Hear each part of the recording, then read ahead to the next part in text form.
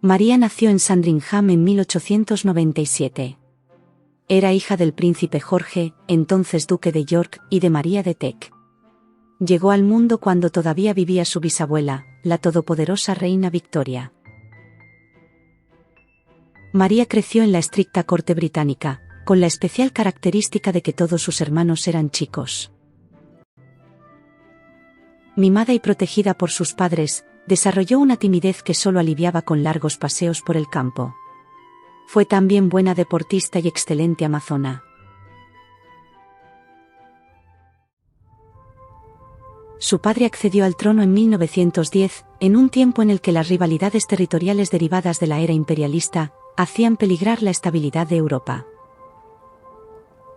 Cuando en 1914 comenzó la Primera Guerra Mundial, María se puso el uniforme de enfermera, y como tantas otras señoritas de la aristocracia, ayudó en hospitales y cuidó enfermos. Fue además la inspiradora de la llamada caja de la princesa Mary, que consistía en tabaco, cigarrillos, una pipa y un encendedor, que se mandaba a los cientos de jóvenes que estaban en el frente. Terminado el conflicto, María le planteó a su padre, el rey, seguir formándose en cuidados sanitarios, lo que para la época suponía cierta excentricidad. Aún así, llegó a ser presidente honoraria de la Asociación de Enfermeras del Reino Unido.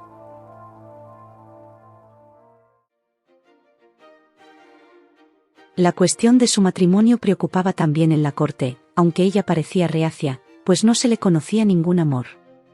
Pero los años pasaban y nadie quería que la única hija del rey quedase soltera.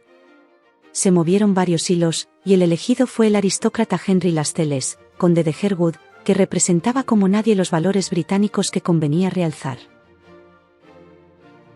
La boda, con gran fasto y oropel, se celebró el 28 de febrero de 1922 en la abadía de Westminster. Entre las damas que acompañaban a la novia, se encontraba la joven Elizabeth Busleon, quien pocos años después no solo se convertiría en su cuñada, sino también en la reina de Inglaterra.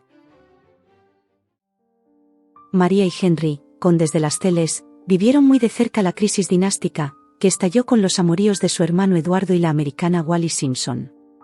María fue la única que apoyó a su hermano cuando amenazó con abdicar si no se aceptaba su matrimonio y a Wallis como reina. En diciembre de 1936, el seductor Eduardo leía ante los micrófonos de la BBC el discurso por el que dejaba la corona en manos de su hermano Jorge. El nuevo soberano, tímido y apocado como María, tenía ante sí el reto de liderar el imperio ante los difíciles días que se avecinaban. El matrimonio Lascelles vivió unos años en Austria, cerca de Viena, aunque tuvieron que abandonar el país con motivo de la ocupación nazi. De nuevo en Inglaterra, se establecieron en la magnífica mansión de los Lascelles, en Yorkshire. Lugar que en esos días luctuosos, también sirvió como hospital. Ella era la única de los Windsor que mantenía relación con su hermano Eduardo desde su renuncia, y con el que jamás dejó de cartearse. Terminada la guerra en 1945, y cuando se hizo oficial el romance y posterior matrimonio de su sobrina Isabel con el apuesto príncipe griego Felipe Mountbatten, María declinó asistir al enlace, ofendida por no haberse cursado invitación para su hermano Eduardo. Hay quien dice que no fue feliz en su matrimonio. Sin embargo, las memorias escritas por su hijo Jorge desmienten ese supuesto.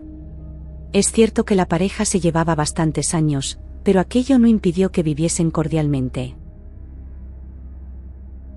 Desde la muerte de su hermano Jorge y la proclamación de su sobrina Isabel en 1952, María intensificó sus funciones al servicio de la corona. Falleció en 1965 mientras paseaba con sus nietos por los jardines de su residencia. Está enterrada en el mausoleo familiar de los Lascelles en Sherwood. Recibió honrosos funerales, aunque por deseo personal, no descansa en Windsor.